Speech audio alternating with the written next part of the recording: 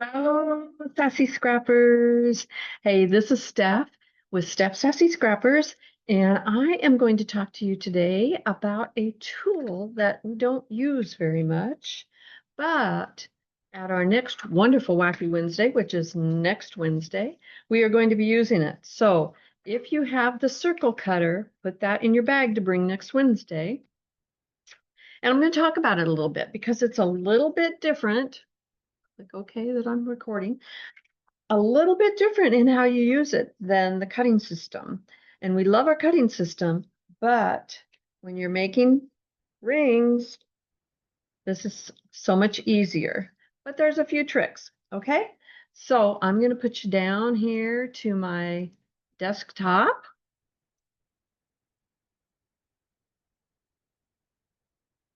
Okay, I think you can see it now. And I've just got some scrap paper, and that's what I suggest you using when you start out making circles, okay? And so when you start out with a circle cutter, first of all, there are inches. See, there's inches on one side and then centimeters on the other side. On the inches, it goes from like, oh, I should put my glasses back on. 3, 4, 5, 6, 7, 8 goes all the way up to 12. Now you can't make a full 12-inch circle, but you can get pretty close. You can get like 11 3/4 or so. And each one of these lines in between here are tenths. So 2, 4, 6, 8, 10. So there's tenths in between. So if you want 2.5 or 3.5, I can't go 2.5, but if you want 3.5, you're going to go right in between the second and the third line. So you have to remember that they're tenths, okay? So you want to start off with your biggest circle that you're going to do. And this is your cutting blade down here. Down here is your cutting blade that you're going to use here. And you have to push in the white and push down and turn, okay?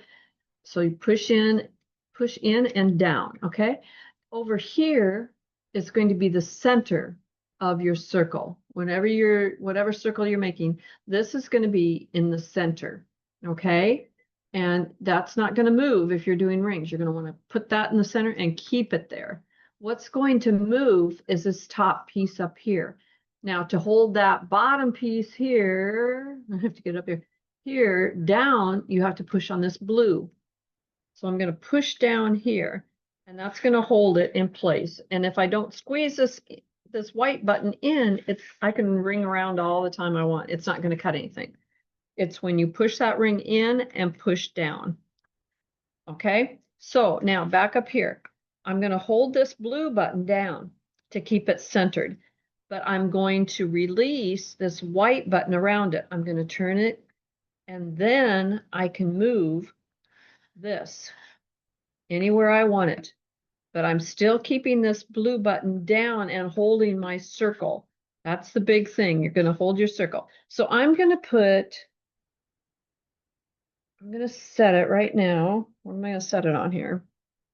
I really need my glasses. I try to do it without them to make me seem younger, but it doesn't work.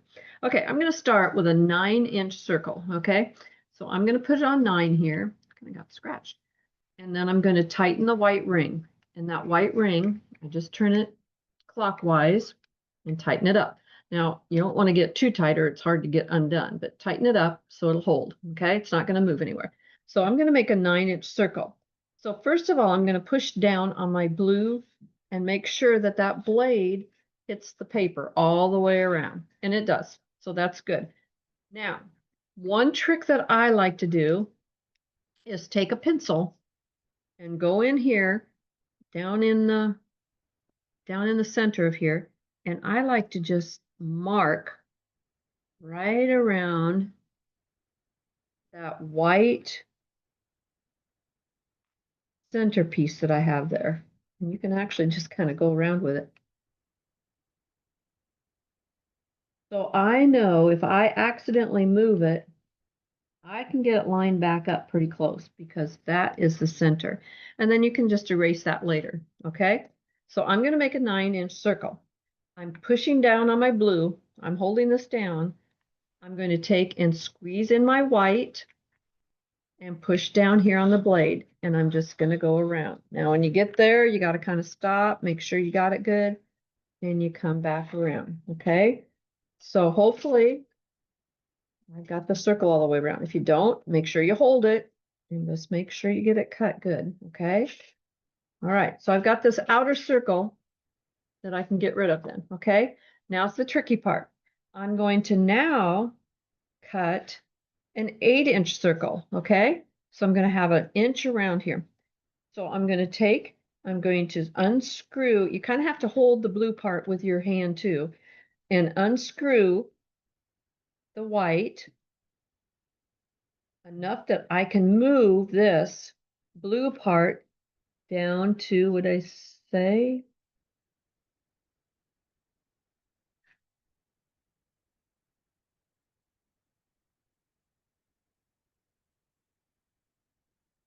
I forget what I said I was going to move it to. So we're going to move it to 7. Did I have it on 8? I forget. Anyway, I'm going to move it down. I'm going to tighten it back up, hold it down again, and go around. Now see how that kind of makes a round? And you can go back and forth and around and whatever you want. And there's my ring, okay? So now I'm going to go back here and I'm going to make a smaller one. I'm going to drop it down even more. So I'm going to hold this down. Make sure you hold that down every time. And I'm going to put it in and I'm going to go down to 6 inches. This one was on 7. I can just take that off. I'm going to go down another inch to 6 inches, tighten up the white ring, and push in and go around again.